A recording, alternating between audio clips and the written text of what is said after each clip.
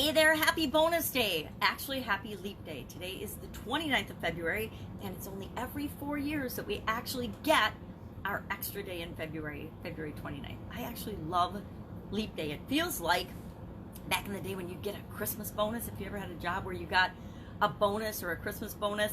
I always feel like February 29th is my bonus day every 4 years. Now, it's one bonus day every 4 years, a really great bonus. Yes, any extra time we can get is a great bonus, right? So, happy leap day.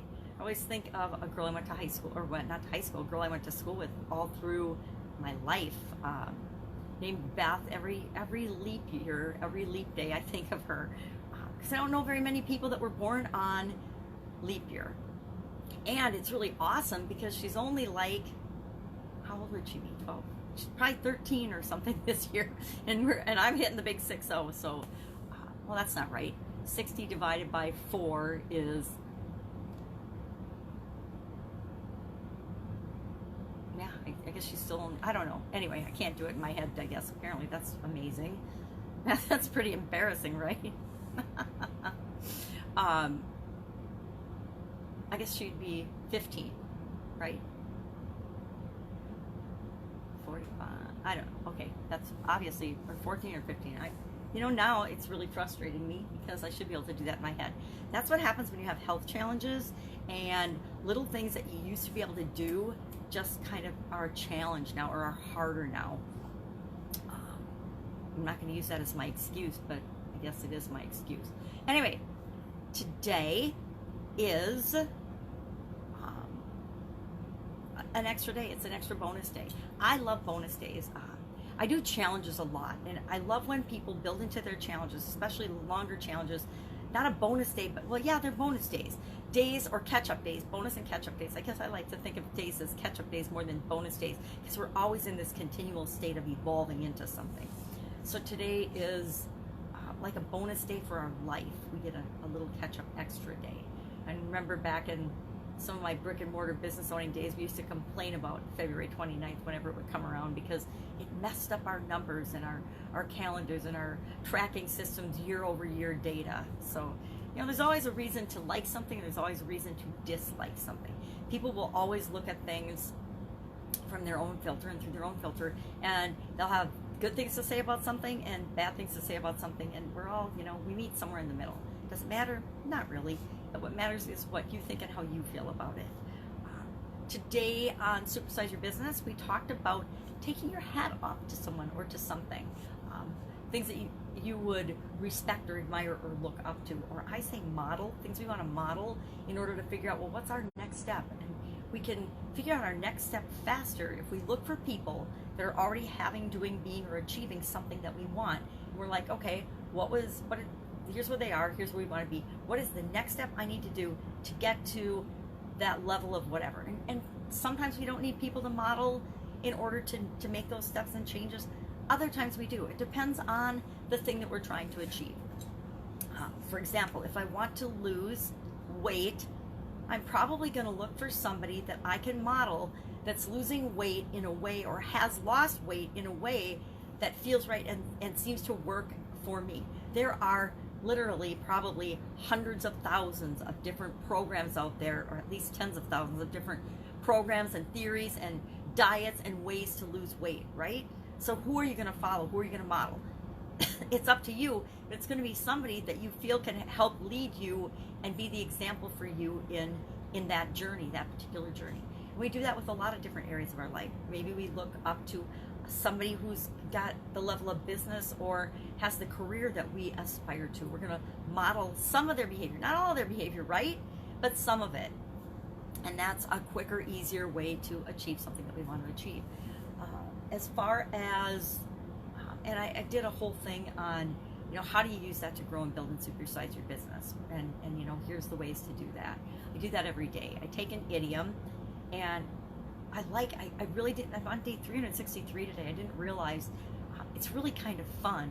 It's like people that get a word of the day. They take a word of the day and they share the meaning of that word. I kind of take this a step further. I take an idiom, which idioms are basically a phrase or group of words that mean something different together than if you took the words individually. So taking your hat off to someone doesn't mean literally taking your hat off to someone. It means looking up to someone or something that you admire or you respect, right?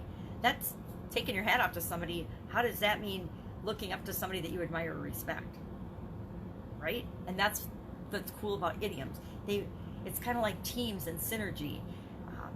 The power of a team creates something called synergy, which means they are more powerful and can create more change and more energy than the individual players working on their own.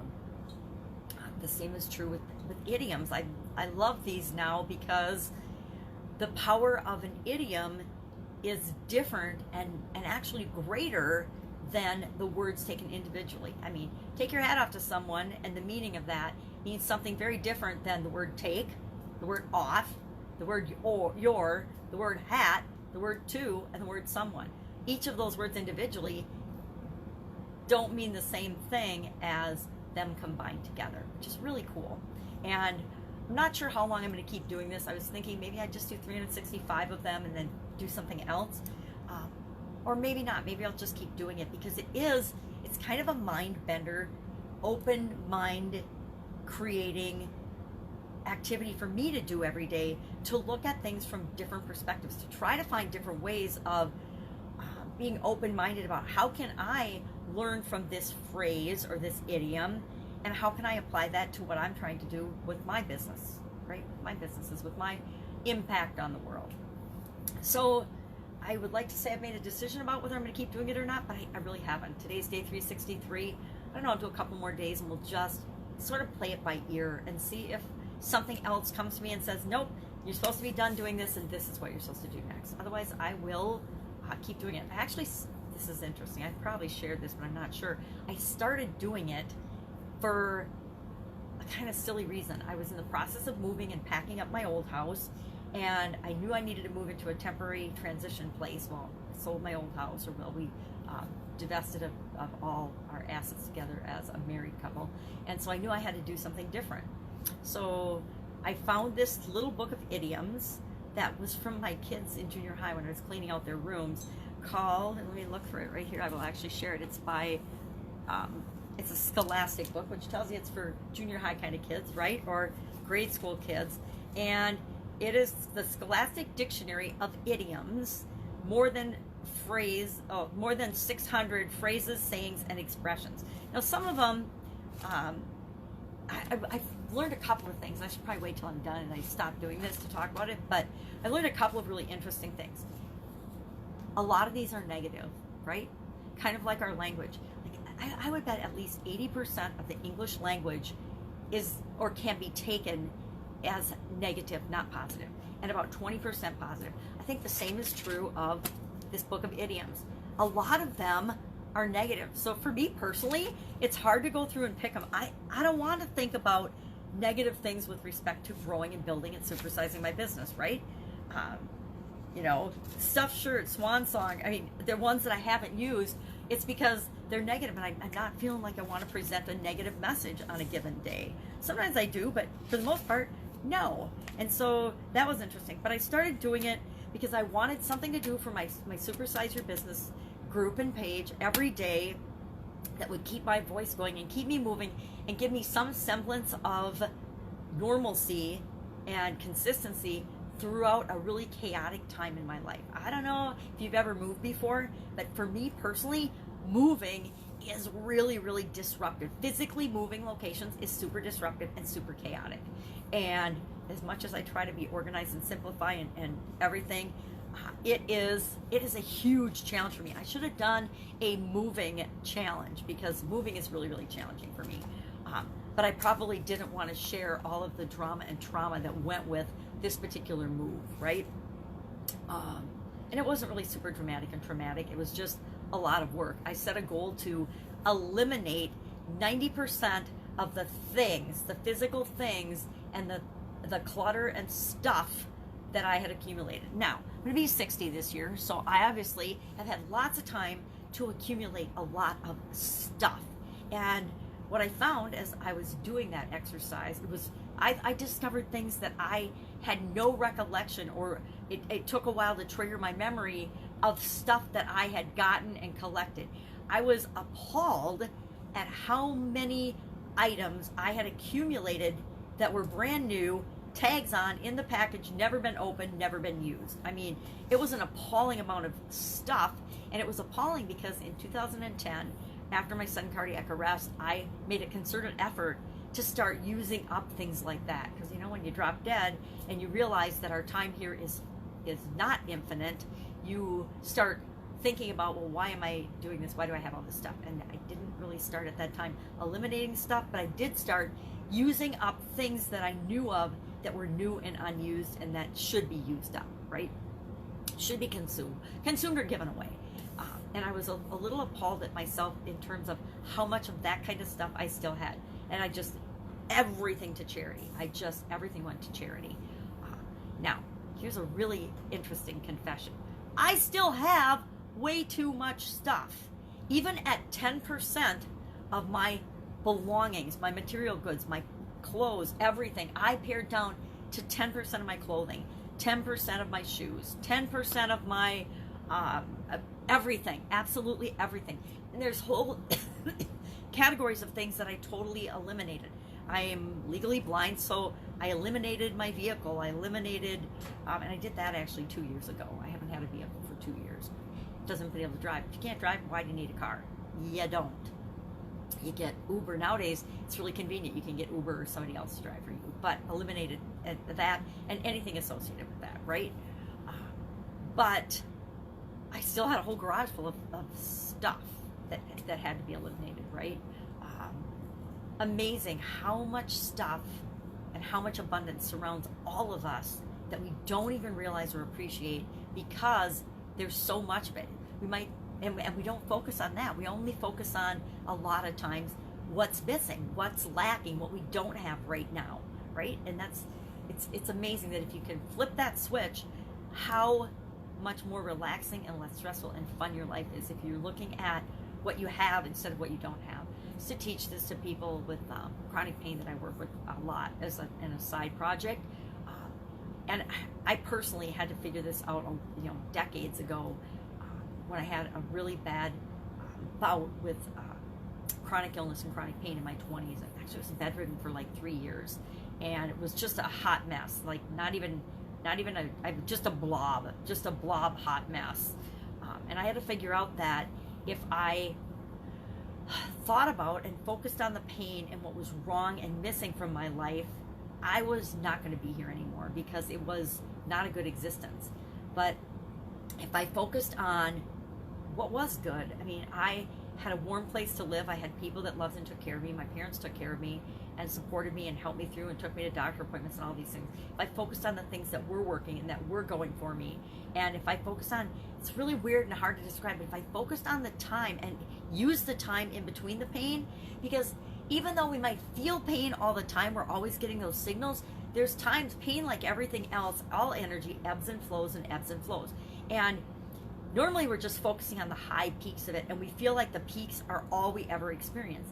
But I figured out a way to notice the dips in the pain when it was less, and the relief that I got from that. And that's the times that I went to work and took action and did whatever I could until the next peak hit, and then I'd have to back off. And then when I'd hit the valley, I'd get active, I'd move, I'd do different things, I'd do whatever I could in the times when I wasn't feeling the highest level of most excruciating pain.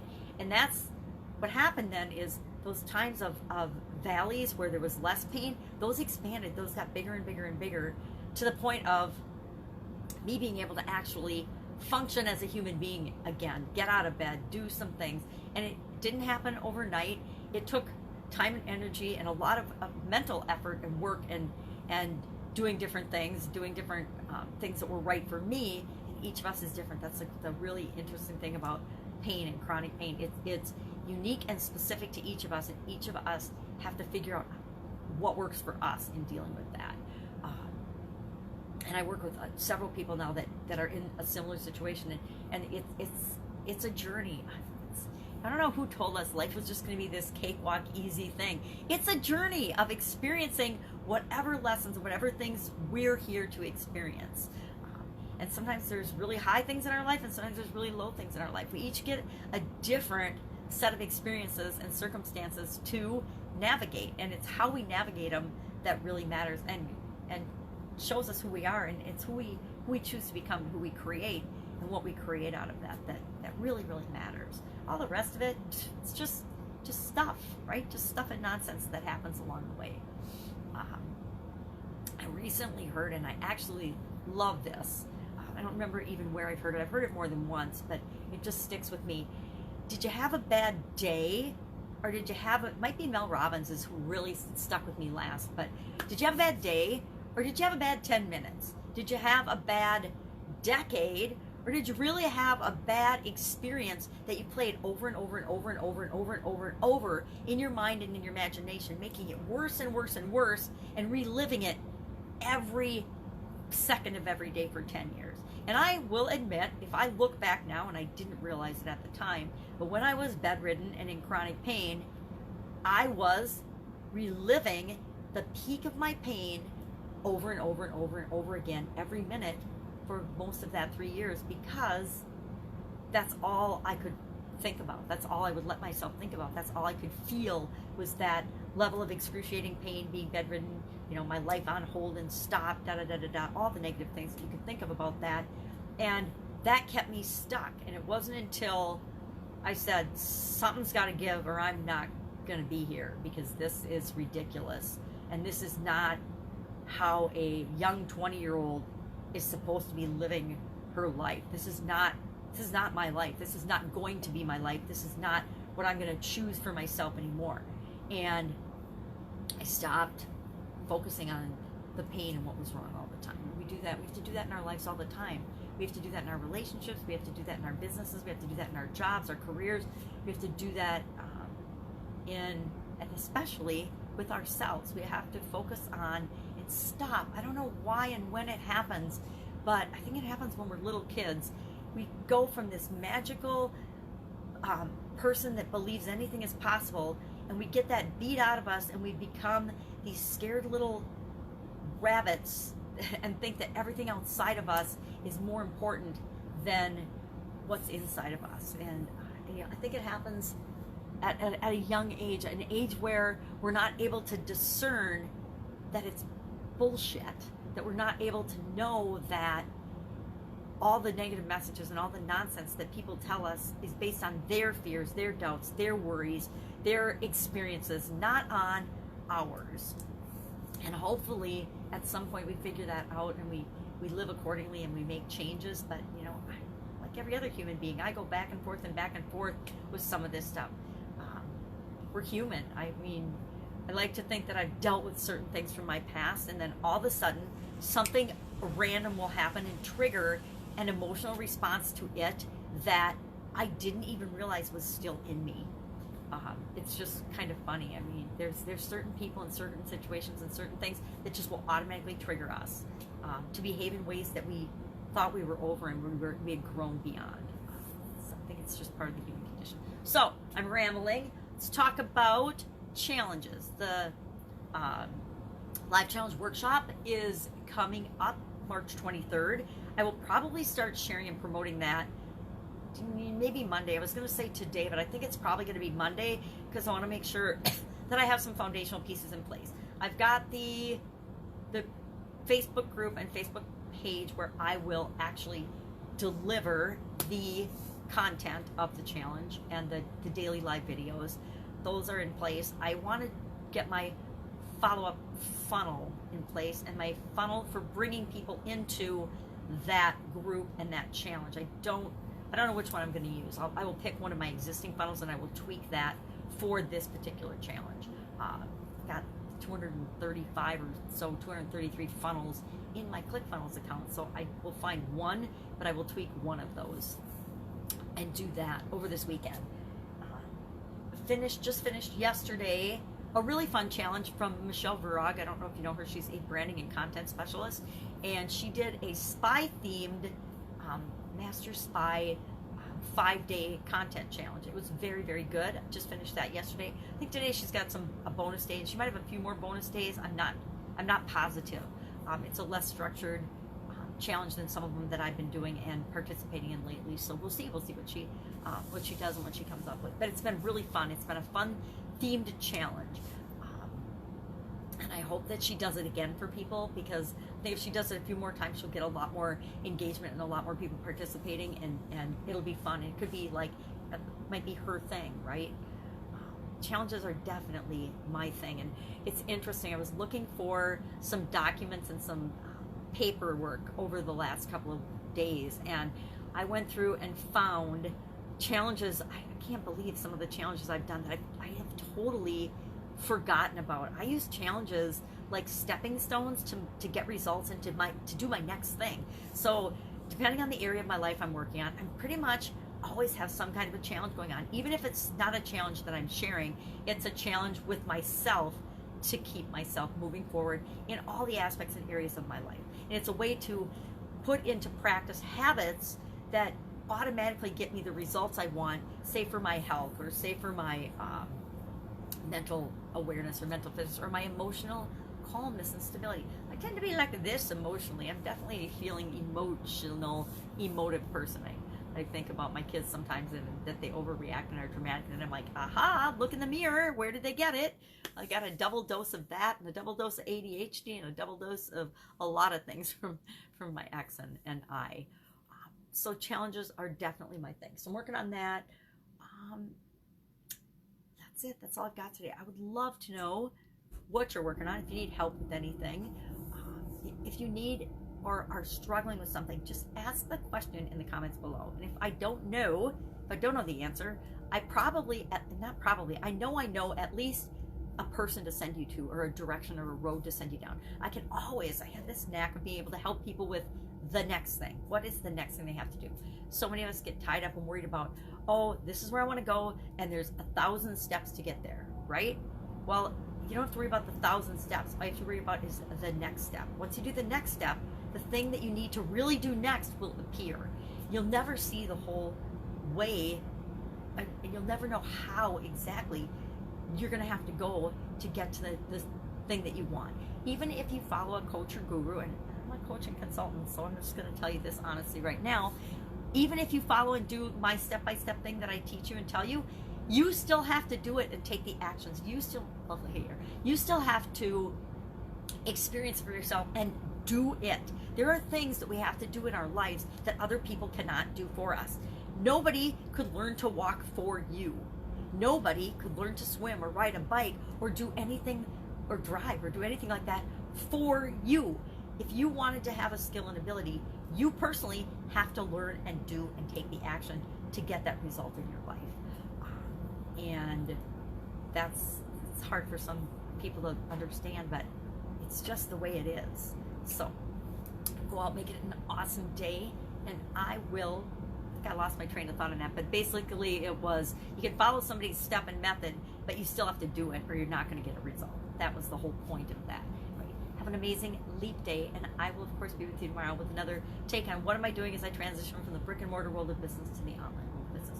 What's working, what's not, now I'm not going to make excuses for why I have not duplicated my offline success online, because it would just be that. It would just be excuses. It would be, a rundown, and I could probably do a whole day or a whole thing on the mistakes that I've made along the way, and beat myself up for it, but that wouldn't help, right? It wouldn't move me toward my goal. It might remind me to not make those mistakes and actually remember the lessons learned along the way, but that's why I do this segment. That's why I record and journal and document what I'm doing along the way. All right, have an absolutely fantastic day, and I will of course be with you tomorrow. Bye.